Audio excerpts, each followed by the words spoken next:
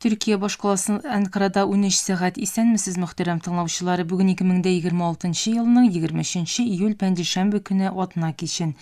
Сез турыдан-туры эфирдә Төркия авазы радиосының татар телендәге тапшыруларын тыңлыйсыз. Безнең программа 16 метрлык кыска дулкынның 17615 кГц ешлыгыннан 42 дәрәҗә көнчыгыш юнәлешендәге Түрксат 3 һәм Түрксат 4 ершиннәре белән 3 тапкыр w.trtdinle.com интернет адресы аша һәм телефонларының ТРТ Динле тыңла кушымтасыннан Вот Ист радио каналыннан тапшырыла. Тапшыруларыбызның кабатлавын Казан вакыты белән сәгать кичке 8 ортада интернет һәм Ершин аша Вот Вест радио каналыннан тыңлый аласыз. Тапшыруыбызның бүгенге чыгарылышында соңгы хәбәрләрдән соң төрки дөнья шәхесләре язмасын тәкъдим итәрбез.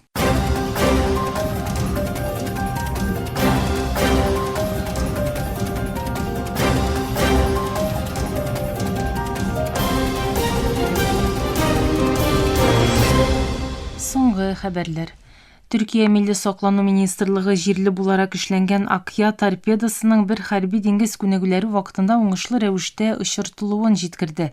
Шәршәмбе көнне Төркиянең Эн социаль медиа платформасындагы белдерүендә министрлык Рокетсан тарафыннан милли ресурсларны кулланып эшләнгән Акъя торпедасының Дениз Курду 2-2026 күнегүләре кысаларында Сакария су асты көймәсеннән Сокуллу Мәхмәт Паша корабына уңышлы рәвештә атылуын белдерде. Акъя туры һөҗүм ясады һәм максатны уңышлы юкка чыгарды. Министрлык бу атыш тестының Төркия саклану сәнәгатенең технологик дәрәҗәсен тагын бер тапкыр күрсәтте, диде. Русия тышкы эшләр министры Сергей Лавров Америкалы вазифадашы Марко Рубио белән үткәргән очрашуда Украина кризисына тукталды. Русия тышкы эшләр министрлыгыннан ясалган белдерүгә караганда, Лавров белән Рубио Филиппин башкаласы Манилада уздырылган Көньяк-Көнчыгыш Азия дәүләтләре ассоциациясе АСЕАН җыелышлары кысаларында күреште. Украина кризисы каралган очрашуда Лавров Америкалы вазифадашына фронт сызыгындагы чын хәл турында мәгълүмат бирде һәм Киев җитәкчелегенә корал ярдәме белән Русияны стратегик җиңелүгә дучар итәргә тырышучы Авропа илләренең тотрыксызлаштыручы сәясәтләренең кабул ителмәслек булуын әйтте. Лавров аеруча Русия тарафының мәсьәләнең сәяси һәм дипломатик яктан чишелешенә уңай каравын, АКШ белән 15 августта Аляскада узган очрашуда тәэмин ителгән килешүләргә тугры булуын раслады. Төбәк һәм халыкара мәсьәләләрдә сөйләшелгән очрашуда ике лидер Фарсы култыгындагы хәл турында фикер алышты. Очрашуда ике яклы мөнәсәбәтләрне яхшырту каралды. Русия һәм Америка дипломатик миссия вәкилчелекләренең эш шартларын яхшырту мәсьәләсенә килде. Лавров һәм Рубио Русияның федераль галәм агентлыгы Роскосмос һәм АКШның милли авиация һәм галәм департаменты НАСА арасындагы элемтәләрнең яңадан башлануыннан канәгать булуларын җиткерде. Иран тышкы эшләр министры Аббас Аракчи Вашингтон җитәкчелеге Ормуз бугазында һөҗүмгә дучар булган һәр кораб өчен күпер яки электр станциясын бомбага тоту белән янаганнан соң, Тәһран җитәкчелеге аның инфраструктурасына һөҗүм итәчәген кисәтте. Аракчи Иранның саклану доктринасы күзгә күз, тешкә теш дип белдерде һәм Иранга каршы теләсә нинди агрессиягә көчле һәм хәлиткеч җавап бирәчәген өстәде. Дәүләт матбугат чаралары шулай ук АКШның янаулары сугышның киңәюенә генә китерәчәген кисәтте. Израиль һөҗүмнәре нәтиҗәсендә Газада 4 фәләстинле һәлак булды. Медицина чыганаклары мәгълүматлары буенча үлүчеләрнең берсе алдагы һөҗүмдә алган җәрәхәтләрдән якты дөньядан киткән. Ике корбан Израиль көчләренең Нусейрат һәм Эль-Мавасидагы күченеп киткән гаиләләр яшәгән чатырларга һөҗүмнәре нәтиҗәсендә үлгән, калганнары дрон һәм танк һөҗүмнәрендә яраланган. Израиль көчләре шулай ук Газа шәһәренең Зәйтүн районына көчле артиллерия уты һәм бульдозерлар белән кергән.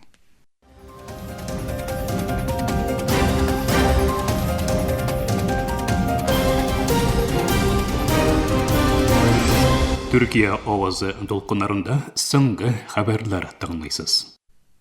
Америка Кушма Штатлары Сәгүд Арабистаны белән хәрби булмаган атом төш хезмәттәшлеге килешүенә кул куйды. Энергетика министры Крис Райт һәм Сәгүд Арабистанның энергетика министры Принц Абдулязиз бин Салман килешүне рәсмиләштерде. АКШ килешүнең 10 еллар дәвам итәчәк миллиардлаган долларлык партнерлык өчен нигез салуын, шул ук вакытта атом төш коралын таратмау буенча алга китеш ясауын әйтте. Килешү уранны баетуны да кертеп, атом төш ягулыгы циклы мәсьәләсендә хезмәттәшлек өчен юридик юл бирә, ләкин АКШтан баету технологиясын патшалыкка күчерүне таләп итми. Кенияның көньяк-көнбатышындагы Британияга караган Килимапеса алтын шахтасында туннель җимерелү нәтиҗәсендә ким дигәндә 5 кеше һәлак булды. Хакимият вәкилләре әйтүенчә, шахтерлар эштә чыга алмыйча калган һәм махсус җиһазлар җитмәүгә карамастан коткару эшләре дәвам итә. Рәсми затлар белдергәнчә, җимерелү сәбәбе әлегә ачыкланмаган һәм коткару операцияләре тәмамлангач тикшерүләр башланачак. Төркия илбашы Рәҗәп Тайип Эрдоган Истанбулдагы Долма бакча илбашы офисында нәфрәт түгел торт компаниясе белән танылган 12 яшьлек аутист Британия малае Джошуа Харрис белән очрашты. Англиядагы мәчеткә ясалган уңчы һөҗүмнән соң Джошуа һәм аның әтисе мөселманнарга нәфрәткә каршы теләктәшлек күрсәтү өчен өйдә тортлар пешереп тарата башлаган. Шул вакыттан бирле алар Англиядагы 100дән артык мәчеткә барды һәм хәзер үз компанияларын Истанбулда дәвам итәләр. Пакистанда көчле яңгырлар һәм су басулар аркасында һәлак булучылар саны 37-гә җитте. Хайбер Пахтунхва, Пенджаб һәм Гилгит-Балтистан төбәгендә 19 июльдән бирле дәвам итүче муссон яңгырлары кинәт кенә чыгучы су басуларга һәм җир шуышуларына сәбәп булды. Рәсми затлар белдерүенчә, су басу, яшен сугу, ток бәрү кебек яңгырлар белән бәйле вакыйгаларда Хайбер Пахтунхвада 20, Пенджабта 17 кешенең гомере өзелгән. Гилгит-Балтистан белән Пакистан идарәсендәге Азат Джамму һәм Кашмир төбәгендә көчле яңгырлар китергән су басулар һәм җир шуышулары аркасында басулардагы уңыш һәм җирле халыкның йортлары зыян күргән. Һиндстанның төньяк-көнчыгышында урнашкан Ассам провинциясында көчле яңгырлар китереп чыгарган су басулар аркасында һәлак булучылар саны 41-гә җитте. Ассамның афәтләр белән идарә итү оешмасы соңгы тәүлектә су басулар аркасында тагын 10 кешенең гомере өзелүен белдерде. Шулай итеп, Ассамдагы су басуларда һәлак булучылар саны 41-гә җитте.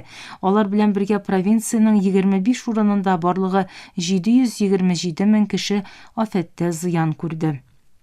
Ассам баш министры Химанта Бисва Сарма 100дән артык кешенең хәбәрсез югалуын һәм корбаннар саны арта алуын әйтте. Ассамда дәвам итүче эзләү коткару эшләренә Һиндстан армиясе да ярдәм итә. Мөхтәрәм тыңлаучылар, сез Төркия Аваз радиосында соңгы хәбәрләр тыңладыгыз.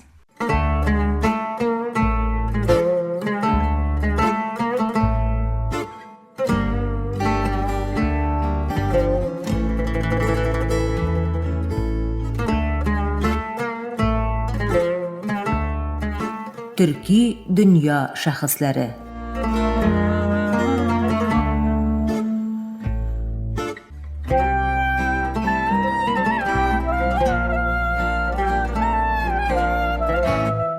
Мөхтәрәм тыңлаучылар, Төрки дөнья шәхесләре тапшу тезмәбезнең бүгенге чаралышында Хәлил Идәнчык тарихчыларның кытыбы һәм бер гасырлык мирас темасына тукталып узарбыз. Халыкара мөнәсәбәтләр белгече, фәннәр докторы Җәмил Дуач Ипәкнең мәсьәлә турындагы аңлатмасын тәкъдим итәбез.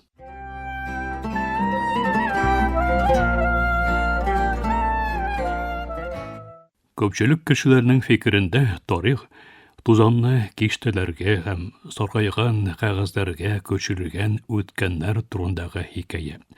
Ләкин чын тарихнамә ул гаделсезлек богауларыннан котылып, бүгенгене яктыртучы күпер төзеп, хакыйкатьне эзләү сәнгате. Дөнья тарафыннан тарихчыларның полюс йолдызы дип аталган Хәлил Идәнчык нәкъ менә шушы сәнгать белән шөгыльләнгән. Османны тарихын риваятлар чуалышыннан фәнни дисциплинага әйләндергән төп чыганак. Аның җентекләп иҗат ителгән әсәрләре аша үтмәгән теләсә нинди юл тарихының караңгы коридорларында югалырга мәҗбүр. Хәли Иналчыкның тарихи белеменең нигезен Җумһуриятның беренче елларында дәүләт төзүчесе үзе салган. Гази мөгаллим мәктәбендә укыган яшь чагында ул якын көнчыгыш картасын сызганда Мустафа Кемаль Ататүрк кинәт сыйныф бүлмәсенә керә. Ататүрк картадагы Мәдинәгә бармагы белән төртеп, аның исемен сорый. Иналчык ул шур китапларындагы исеме белән Ястриб дип җавап бирә. Кызыл диңгез турында сорагач, ул Бәхри Әхмәр дип җавап бирә. Ататүрк йөзендәге елмаючан чагылышы белән яшь Иналчыкны төзәтә. Ул аңа Мәдинәнең төркчә исемен һәм Бәхри Әхмәр урынына Кызыл диңгез дип атарга кирәклеген искә төшерә. Бу гади исем төзәтмәсе генә түгел, Ататүркнең төрек милләтчесе сизгерлеге белән ясалган катышу, гамәл. Иналчык шул мизгелдәге дулкынлануын булай дип сүрәтли. Чынлыкта ул мине һәр вакыт елмаеп төзәтә әлбәттә. Мин паника хәлендә, Ататүрк минем алдымда һәм ул мине сынап карый, имтихан итә. Бу очрашу Иналчык хәтерендә бары тик бер хатира булып кына калмый. Ул аның терминологиядәге мәшһүр җентеклелегенең һәм чыганакларны дөрес атауга булган мәхәббәтенең орлыкларын чәчә. Бу соңрак бөтен дөнья өчен үрнәк булачак. Бүген Анадолуның кайсы шәһәренә генә барсагыз да, Ефәк юлы монда үткән дигән расламалар белән очрашырга мөмкин. Ләкин Хәли Иналчык үзенең фәнни карталары белән популяр тарихының бу уйдырма хикәяләрен системалы рәвештә кире кага. Караванданың чын маршрутларын документлаштырып, ул һәр шәһәрнең үзен хикәяләү үзәге итеп күрсәтергә тырышуына каршы академик калкан булып хезмәт итә. Иналчык тагын бер гаҗәеп фактны тәкъдим итә. Госманда императорлыгы кылыч күтәреп йөргән кечкенә булмый, йомшак көч үзәге дә булган. Аның тикшүнәре күрсәткәнчә, Госманлы тукымалары Русиядан алып Англиягә кадәр, хәтта мода башкаласы Франциягә кадәр киң географик киңлектәге элита әгъзаларының иңнәренә хуш килгән. Бу популяр тарих һәм фәнни чынбарлык арасындагы упкынны күрсәтүче, Госманлы дәүләтенең глобаль икътисадтагы урынын яңадан билгеләүче инкыйлаб үзенчәлегендә. Хәли Иналчыкны катып кылган төп нәрсә аның тарихка хикәя буларак түгел, математик, мантык, логика белән каравы. Шушы тәртибе дисциплинасы өчен Балыкесер Нәҗати бей укытучылар әзерләү мәктәбендәге укытучыларына бурычлы булган Иналчык 1935 елда Анкара университетында Фуад Көпрүленең игътибарын җәлеп итә. Мәшһүр Тимур семинарында ул 3 төрле көнматыш тарихчысының карашларын гына тәкъдим итми.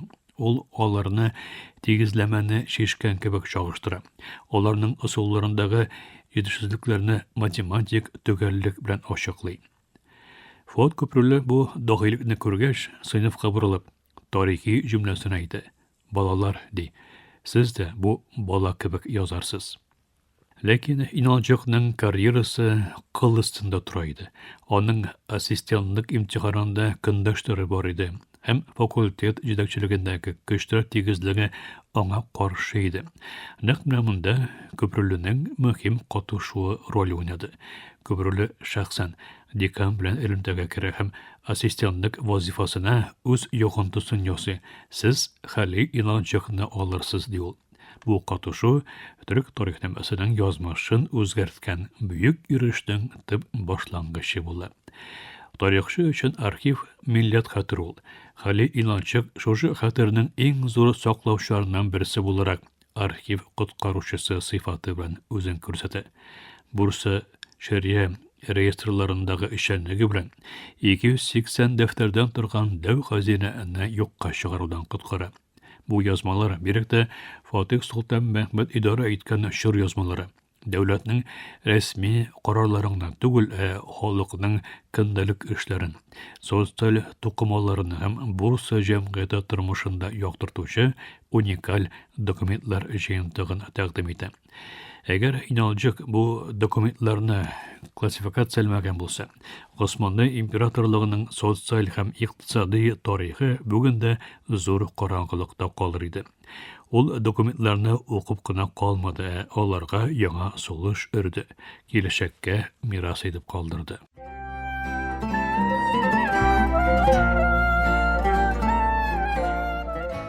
Зур казанышлар артындагы кешелек бердәмлеге Хәли Иналчыкның 44 еллык хезмәттәшлегендә гәүдәләнә.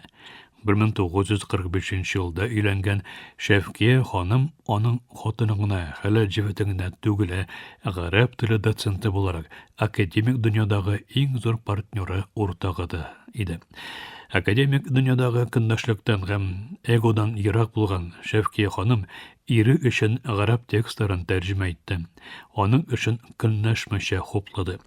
Иналҗык бу тугрылыкны һәм фәнни партнерлыкны тарихта мондый сүзләр белән теркәп калдырды.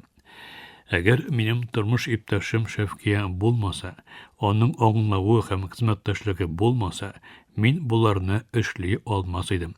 Бу чыннан да минем иң ихлас таныклыгым.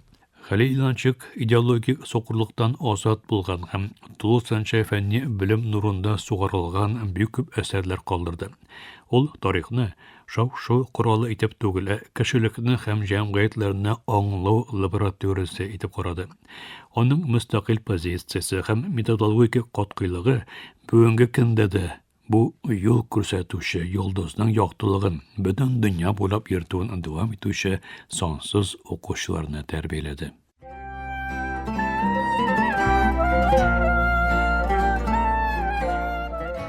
Мактарам таушыр, халыкара мөнәсәбәтләр бүлегече, фәннәр докторы Җәмил Дуач Ипәкнең аңлатмасын тыңладыгыз.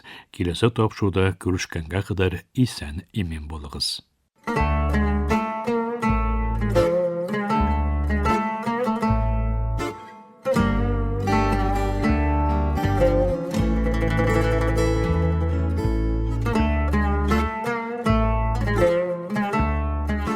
Төрки дөнья шәхесләре.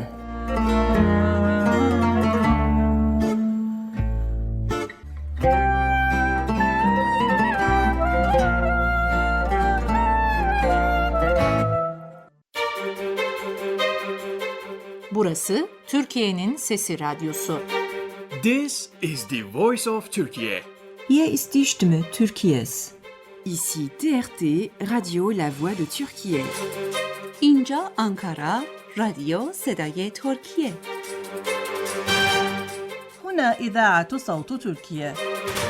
Danışır Türkiye'nin Sesi Radyosu. Ovdi Radyo Glas Türkiye. Türkiye'nin Sesi Radyosu. Qui è la radio La Voce della Turquía. Esta es la voz de Türkiye. Слушате емисията на български език на Радио Гласът на Тюркия. Юфлет Зари и Türkiye. 这里是土耳其之声广播电台。 اینجا انقره رادیو صدای ترکیه. دا ترکیه غرب رادیو دا. خصوم ترکیه زاین رادیو گایانه. Eterşehir Radyo Sadburi Türkiye Sıkma. Ovada Türkiye Ünü Radyosu. Aici Radio Vocea Türkiye. Говорит голос Türkiye. Efirde Türkiye ovası. Gepleyer Türkiye'nin Fethi Radyosu. Ye Saday Türkiye. Anlavatkanlar Türkiye Avazı Radyosu. Edo İfonitis Türkiye. Ovdi Radyo Glas Türkiye. Gider Radio Cumhuriyet Türkiye. Ini adalah Radio Suara Turkiye. Hii ni idhaa ya Kiswahili, Sauti ya Turkiye. Este es Radio Voz de Turkiye. こちらはトルキエの声ラジオです。 Zborova Glasot na Türkiye. Efirde Türkiye Ovozi Radyosu. It Türkiye hangi radyoya? Ovdi Radyo Glas Türkiye. Türkiye Ünü Radyosu. Burası Türkiye'nin Sesi Radyosu.